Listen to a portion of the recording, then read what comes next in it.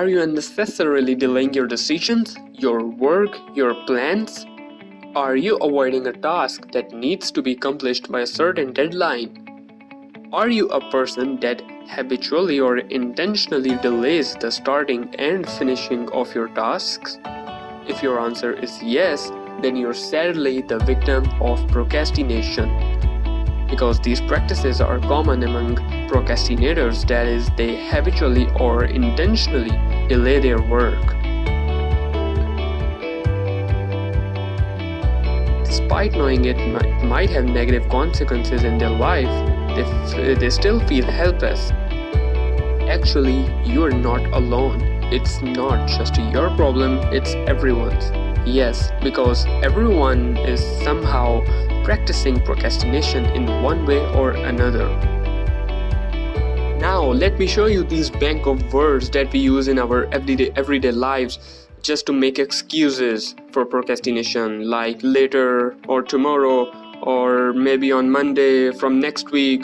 Okay, not on this month, next month, or if the things are bigger, then okay, from next year. Now, what you should be aware of is this, that it's a negative trait.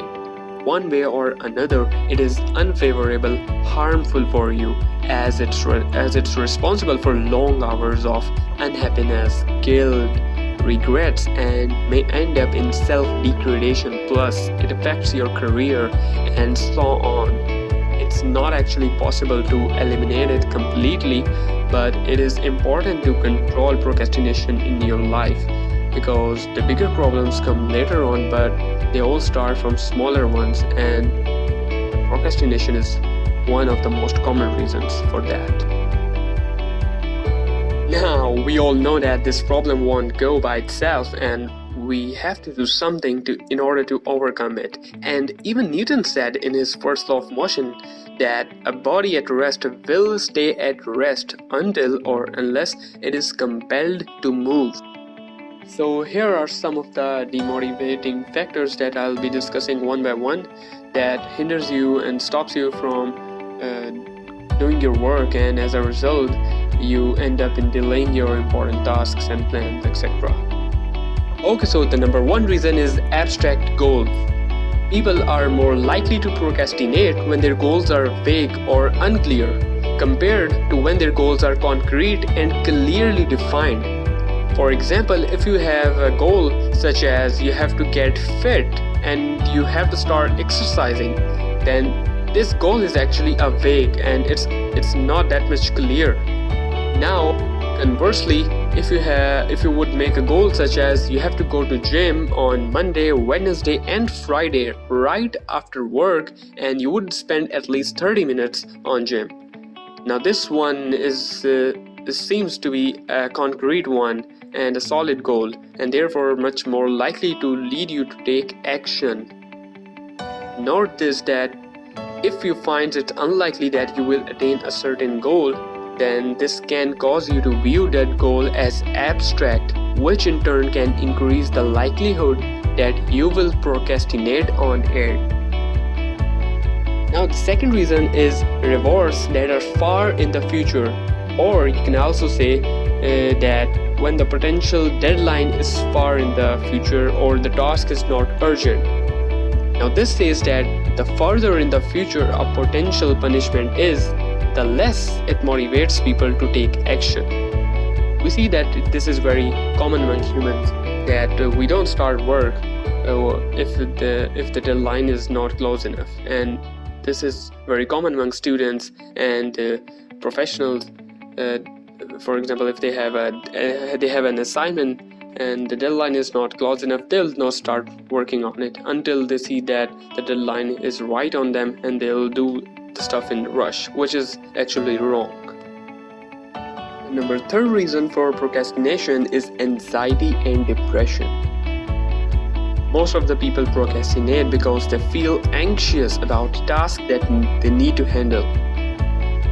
For example, there are many people who have so many issues in their life and so many problems that their mind doesn't get free from them, and they keep thinking about them over and over again. One thing that you should understand is that taking stress about a problem and your issues won't make your problem go away. So what you need to do is just to avoid them because it's affecting your work. Another major reason for procrastination is perfectionism. Knowing that your task will require an extra effort and hard work, then the fear of mistakes and flaws halts you, it stops you. For example, someone might delay working on their book because they want every line that they write down to be perfect from the start, which causes them to not write anything at all. Similarly, someone who has finished writing their book might repeatedly delay sending it out for feedback because they want to make sure that it's absolutely flawless first. So they keep going over and over again. That's how they delay. Now, here it is, one of the most common reasons for procrastination and the one that you can relate to, and it is the fear of failure. Many amongst us fear that what would be the output of our work, what would be the result, would it be acceptable to society, and they are so much worried that would the society be judging us after our work, and what if the evaluation goes wrong. And this makes them just go mad, and they are so worried that, for example, someone might be so worried that they're thinking constantly that their business idea would fail, that they end up delaying it, or they might end up in quitting it because they just can't take up with the fear. Laziness, low energy levels, or you can say the lack of motivation, we are just full of these kind of people. They are very easy to find around you. The laziness, it's a very bad trait. Laziness reflects a person's unwillingness to put in the effort needed to achieve their goals, even when they are capable of doing it, simply because they don't feel like getting up and doing the task. Such people keep waiting for motivation, and in the process they end up in procrastination, and they just don't know that they're delaying the task. That's it.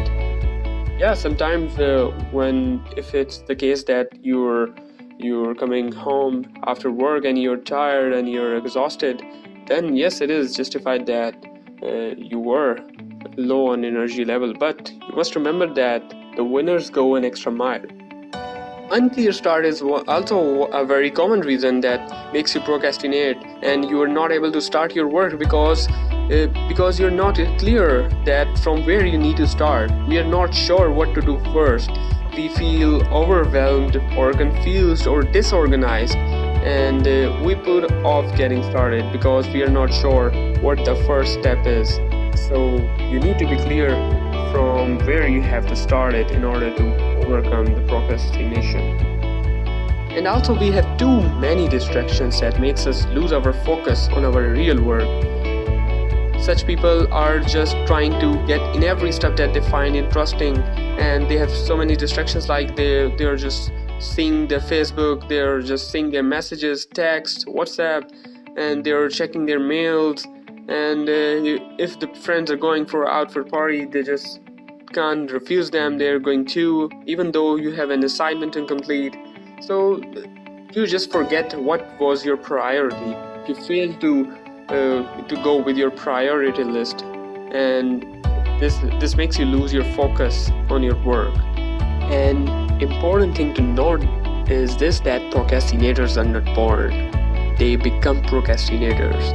It's actually a habit which must be broken if you want to achieve your next level. So the key to stop it is to identify your personal reasons and take actions accordingly. So here were some of the major reasons for procrastination that I have highlighted in this video, and now what you need to do is that you need to find the part that you are weak on, and you need to come up with your own solution so that you could control and limit this problem in your life. And yeah, if you feel like you'll procrastinate on it, then don't worry. I'll be making another video on the practical based research, scientific based research. I'll be coming up with practical steps and strategies that you can follow in order to overcome this problem. So yeah, just wait for it, and thank you so much.